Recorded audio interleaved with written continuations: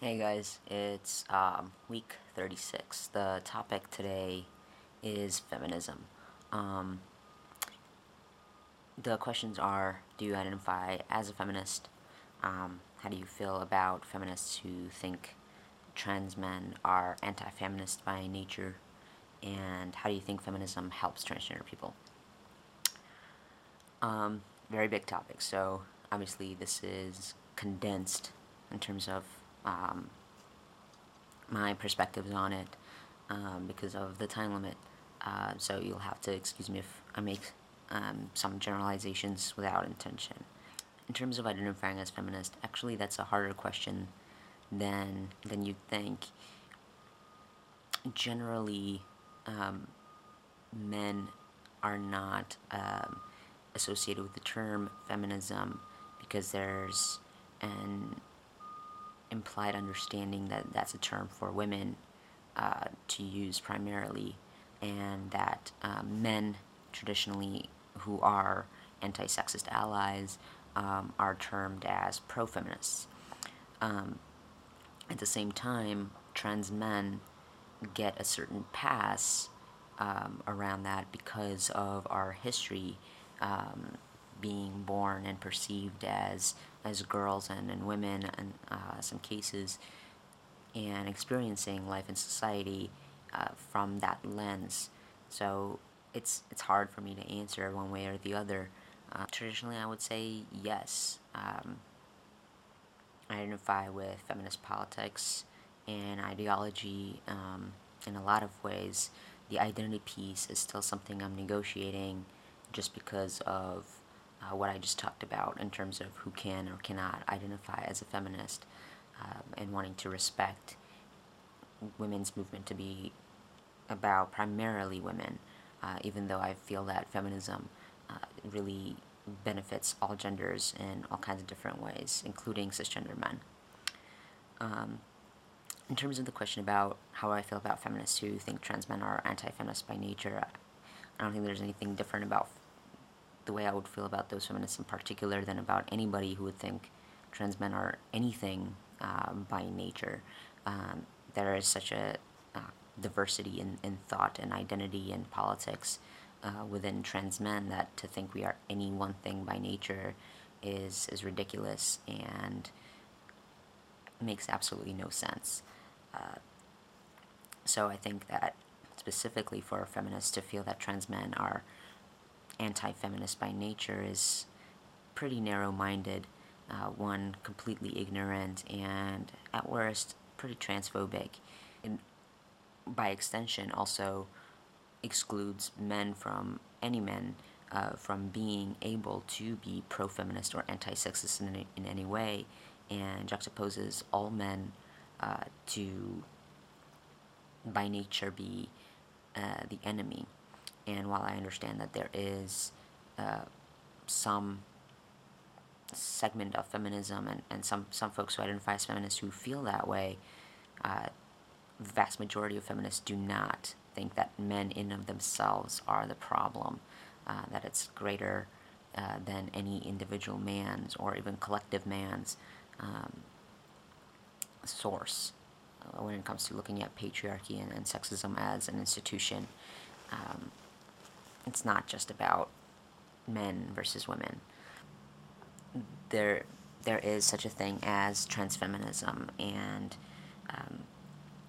it argues that transfeminism as a segment of feminism benefits from feminism, and feminism benefits from transfeminism. The understanding that gender roles are archaic and very limiting for anybody, not just women. There is obviously a lot of opposition to this also.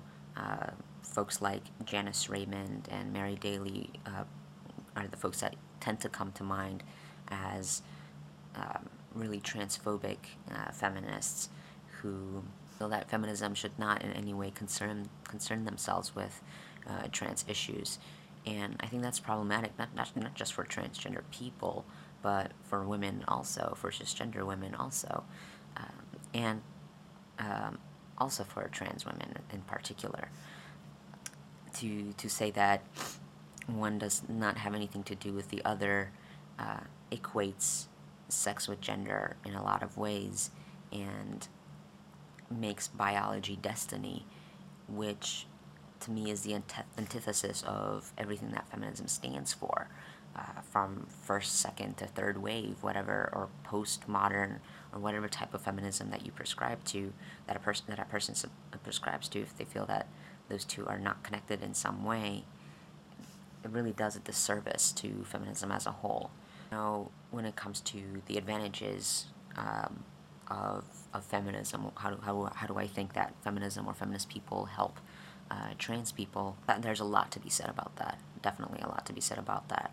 I will just kind of focus on a couple that I was thinking about.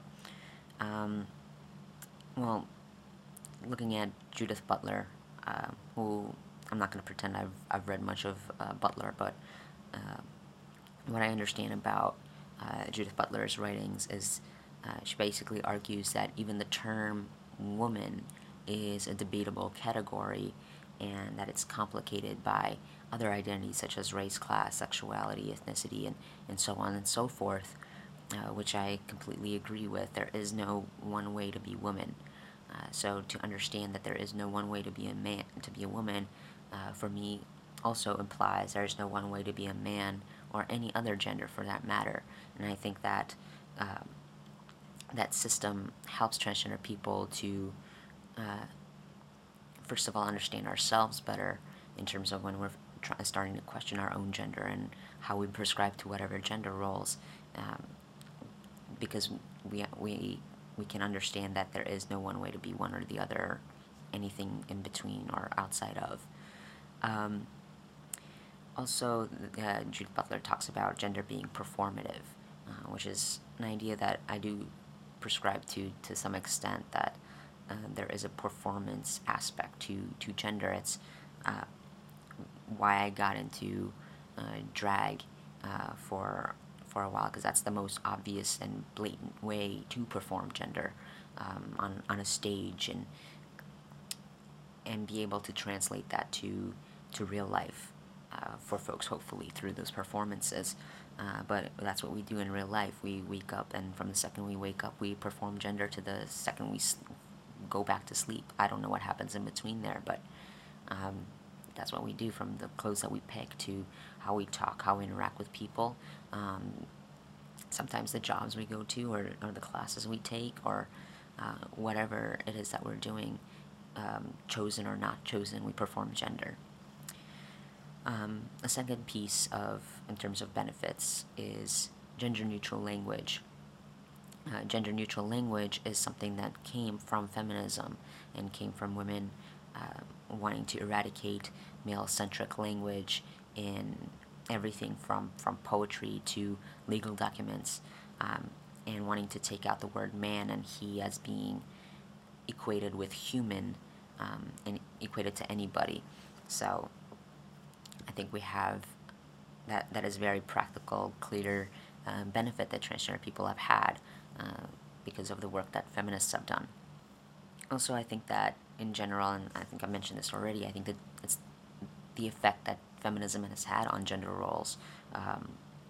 It's not just about women being able to now access the workforce more than before, being able to do things that societally was not accepted for women to do more so than before. And I always say more so than before just because it's a relative change. It's not something that's over and done with, obviously, and there's a lot more work to be done, but obviously some things have changed over time. And those benefits are benefits to trans people also.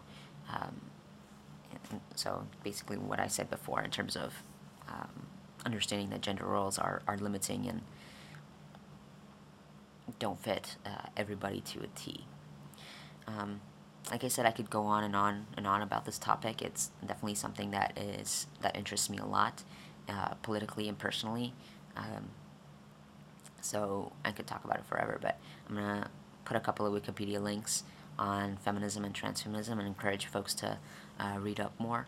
I don't prescribe myself as an expert in any sort of way, and don't have a lot of theoretical background in terms of, I was never a women's studies or gender studies major or anything along those lines. Didn't really take classes or anything. Um, so, and also, trying to negotiate not having as loud of a voice in the movement, because I don't think that men should be the ones leading this, but rather be taking the cue from women as to the directions we should be taking and supporting and stuff like that. But anyway, this has gone on long enough, and hope y'all have a great weekend. Sorry I'm whispering. My mother is asleep in the other room, so have a good week.